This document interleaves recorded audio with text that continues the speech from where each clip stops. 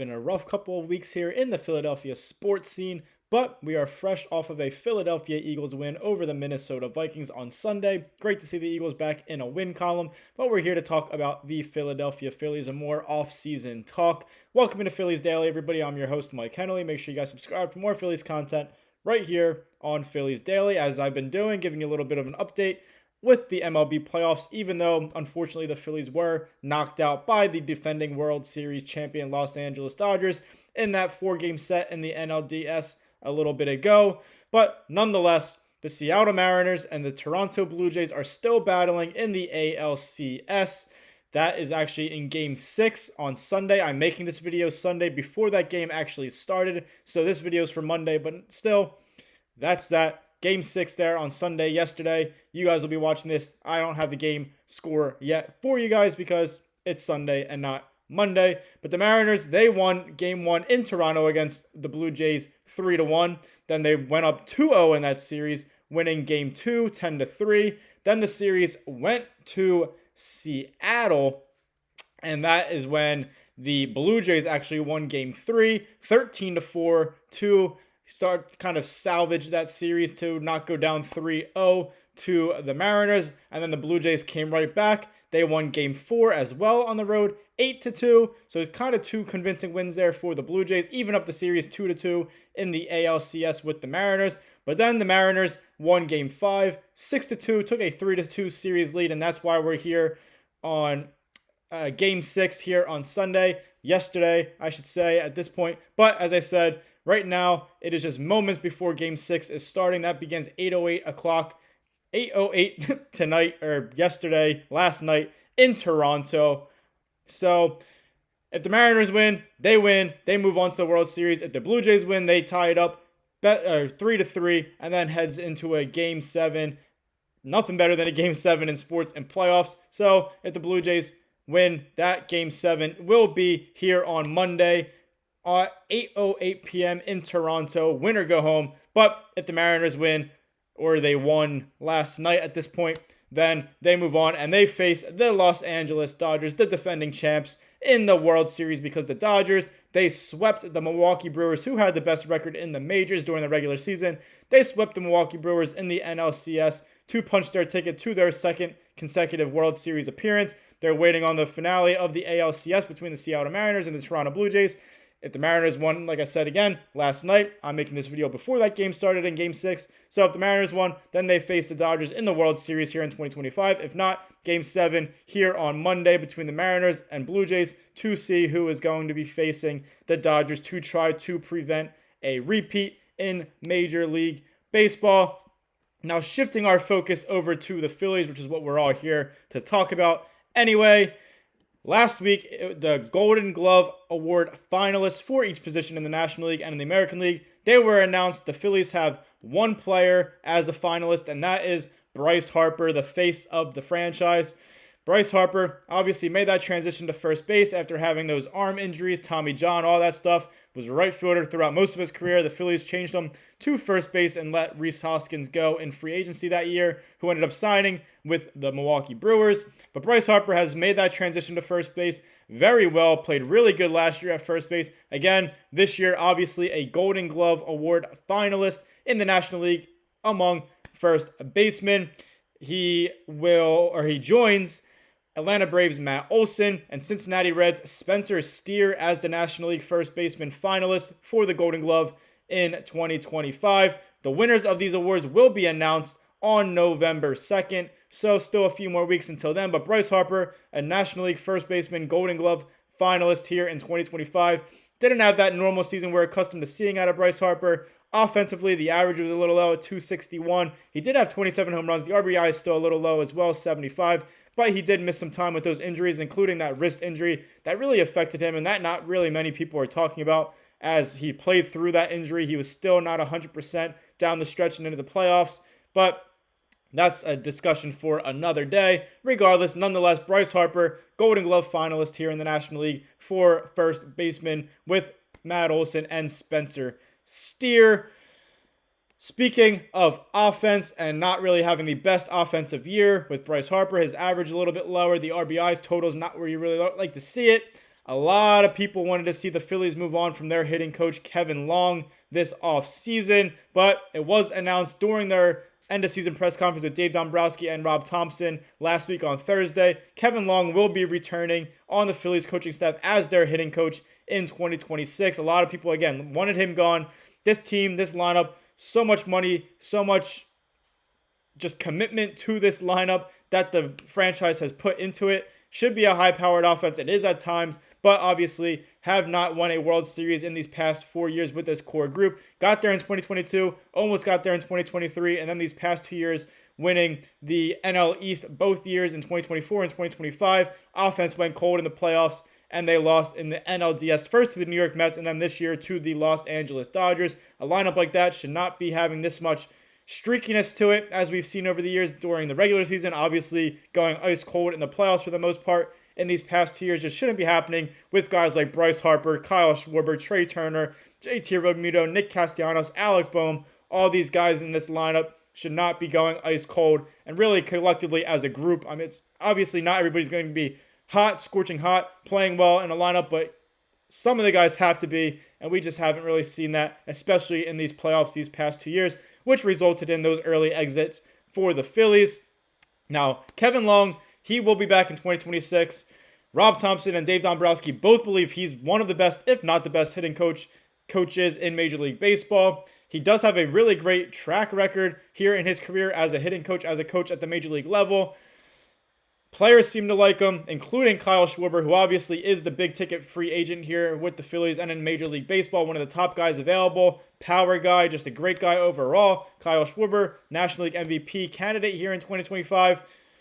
Keeping Kevin Long around as the hitting coach could kind of play a factor into the Phillies maybe re-signing Kyle Schwarber. Maybe if they let go of Kevin Long and another team came in with a great offer for Kyle Schwarber, similar to what the Phillies may offer him, or a little bit better.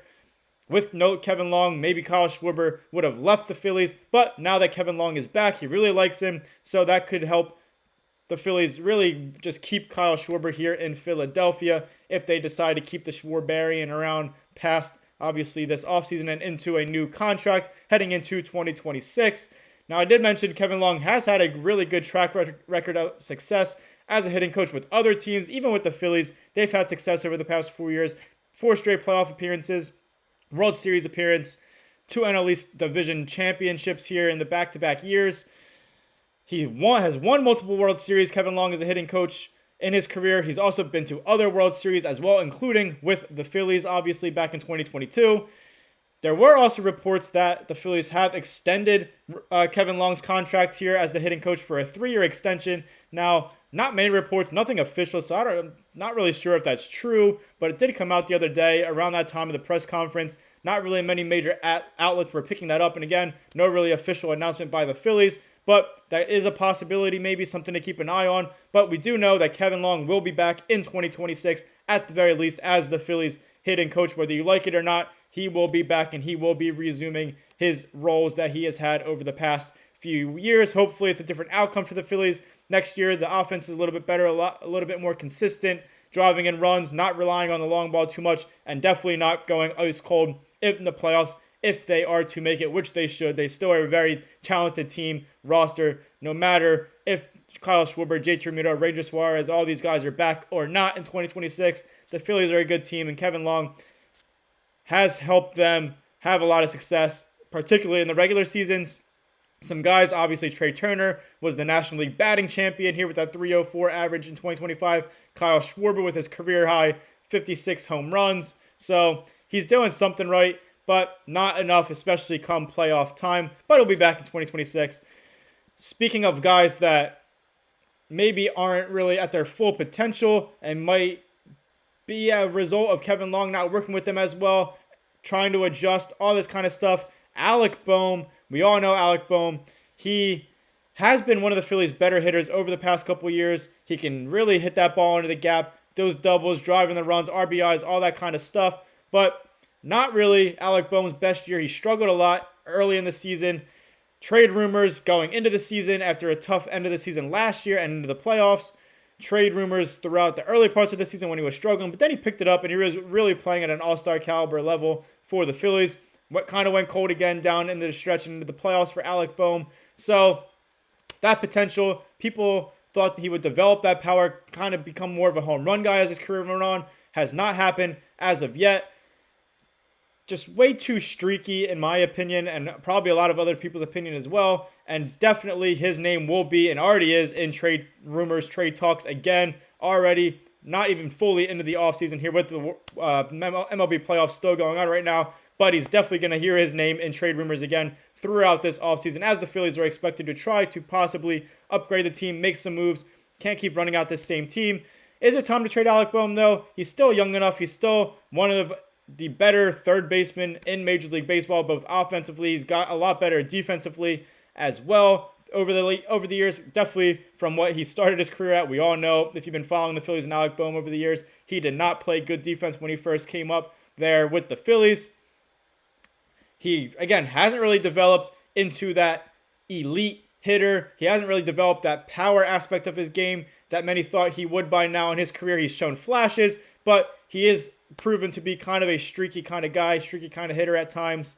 Career 225 hitter across 38 playoff games, so not his strong suit, playing in the big moments, coming up in those big moments. Really, there's the regular season, obviously, but playoffs is where everything matters. That's when you're trying to really play your best baseball and help your team win a World Series championship. Alec Bohm, 225 career playoff hitter. To this point, he is not old, but he's getting up there. He's getting close to his 30s. He's 29 years old now. He does have that versatility at third base and first base. All-star caliber player. He was an all-star last year in 2024. All-star game starter. He was in the home run derby. It was a great year for him, except for the end of the season. That final month, he was coming back from that injury. Kind of hindered him. The playoffs weren't well, and again, found himself in trade rumors. He has kind of this attitude and behavioral issues as well. Kind of childish and immature at times on the field, in the locker room, all that kind of stuff. So some little bit of drama surrounding his name as well, which has also played a factor in his trade rumors over the years, over the last offseason, now going into this offseason as well. If you were to trade Alec Bohm, that would also open up a spot for a free agent such as Alex Bregman, who opted out of his contract with the Boston Red Sox. That would open a spot up at third base for him, for really just a better, more successful, better track record kind of player, all-star caliber player, MVP caliber player in his past, Alex Bregman, and others that will be available as well. Could also give Otto Kemp more opportunities. We saw how he could probably have a role here with the Phillies in his future, and when he came up during the season here in 2025, played well at times. Also could open a spot for Adam Miller, their number 2 prospect in the minors, who made his late season AAA debut in 2025 with the Iron Pigs. He's got some sky-high expectations and a lot of potential there. Still just a 21-year-old kid, though. But he is an infielder. The Phillies infield is crowded with Alec Bohm, with Trey Turner locked up long-term, with Bryson Stott, with Bryce Harper. So getting rid of a guy like Alec Bohm could also open that spot for Adam Miller and to shuffle around the infield a little bit. But who knows what's going to happen. It's going to be an interesting offseason. Alec Bohm's name definitely will be in trade rumors, whether we like it or not. Thank you guys for watching this episode of Phillies Daily. I'm your host, Mike Kennelly. Make sure you guys like, comment, share, and subscribe for more Phillies content right here on Phillies Daily. Again, it's going to be a fun offseason. Obviously, we would have liked the Phillies to still be in the playoffs, to be playing for a World Series championship right now. Just didn't happen, but still, they have a really good roster, even with these free agents and all this kind of stuff. But it's going to be a fun offseason, so stick with us here on Phillies Daily. Again, thank you guys for watching, and as always, go Phils.